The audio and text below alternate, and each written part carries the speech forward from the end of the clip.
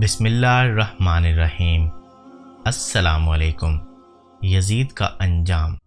حضرت سیدنا امام حسین رضی اللہ تعالی عنہ کی شہادت کے بعد یزید اس خوش فہمی میں مبتلا تھا کہ اب اس کی حکومت کو کسی قسم کا کوئی خطرہ باقی نہ رہا، اور حضرت امام حسین رضی اللہ تعالی عنہ کی شہادت کے بعد کوئی بھی میرے خلاف آواز نہیں اٹھائے گا۔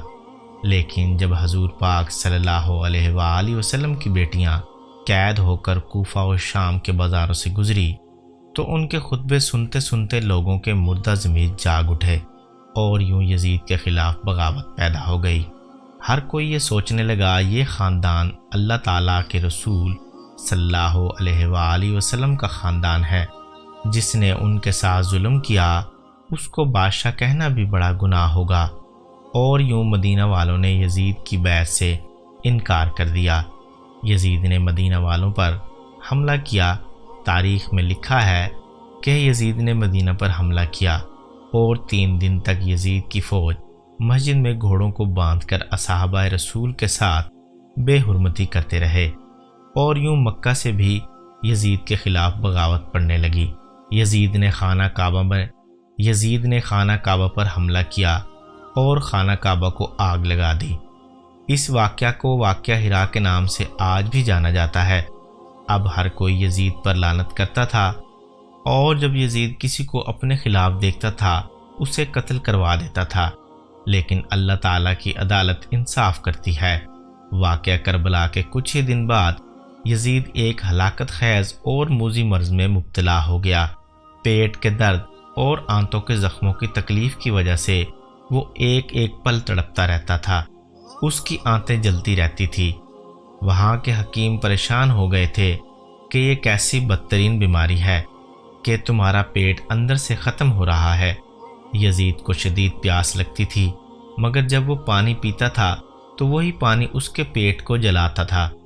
اس کے محل کے لوگ یزید کی یہ حالت دیکھ کر کہتے تھے کہ اس کی حالت حسین ابن علی رضی اللہ تعالیٰ عنہ کو پیاسا رکھنے کی بدولت ہے۔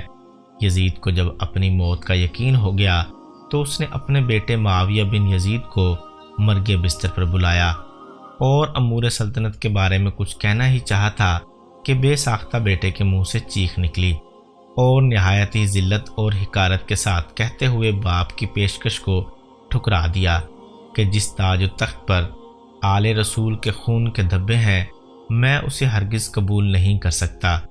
خدا اس منحوس سلطنت کی وراثت سے مجھے ہمیشہ محروم رکھے جس کی بنیادیں نواسہ رسول کے خون سے رکھی گئی ہیں۔ موت سے کچھ دن پہلے یزید کی آنتیں سڑ گئی اور اس میں کیڑے پڑ گئے۔ لعنتی یزید سے اتنی گندی بدبو آتی تھی کہ کوئی بھی اس کے پاس نہیں جاتا تھا۔ بہت قیمتی اور نایاب قسم کے عطر بھی لگائے جاتے تھے، مگر پھر بھی اس کے جسم سے بدبو نہیں جاتی تھی۔ اس کا پیٹ کیڑوں کی غذا بنتا جا رہا تھا۔ تکلیف اور درد کی شدت سے چیختا تھا۔ پانی کا قطرہ حلق سے اترنے کے بعد کانٹوں کی طرح چبھنے لگتا تھا۔ عجیب قہر الہی کی مار تھی کہ پانی کے بغیر بھی تڑپتا تھا اور پانی پی کر بھی۔ یزید کو اس وقت کا بدترین نشے کا شربت پلایا جاتا تھا تاکہ وہ درد میں نہ تڑپے۔ ایک دن یزید نشے کی حالت میں اپنے سپاہیوں سے کہنے لگا، میرا وہ بندر کہاں ہے جو میرے ساتھ ہوتا ہے؟ لوگوں نے کہا شاید جنگل کی طرف نکلا ہے۔ وہ اپنے گھوڑے پر سوار ہو کر جنگل کی طرف نکلا تو گھوڑے نے یزید کو اپنی پیٹھ سے گرا دیا اور یزید کا پاؤں گھوڑے کی رکاب میں پھنس گیا اور گھوڑا دوڑتا رہا، اور یزید زمین پر گھسٹتے گھسٹتے اس کا سر ایک پتھر سے جا ٹکرایا۔ گھوڑا بھاگتا رہا یہاں تک کہ یزید کا پورا جسم ٹکڑے ٹکڑے ہونے لگا۔ چند روز تک اس کی لاش کو چیل کوے کھاتے رہے۔ بالآخر سپاہی اس کو ڈھونڈتے ہوئے اس کے پاس پہنچے۔ اس کی لاش میں ایک ایسی ہولناک بدبو تھی کہ قریب جانا بہت مشکل تھا۔ ایک گڑھا کھود کر اس کی لاش کو اس میں دفن کر دیا گیا۔ یزید کی لاش شام میں کسی گندگی کے ڈھیر کے نیچے دبی ہوئی ہے۔ امام حسین رضی اللہ تعالیٰ عنہ نے فرمایا کہ کفر کی حکومت تو قائم ہو سکتی ہے لیکن ظلم کی حکومت نہیں چل سکتی۔ یزید نشان عبرت بن گیا۔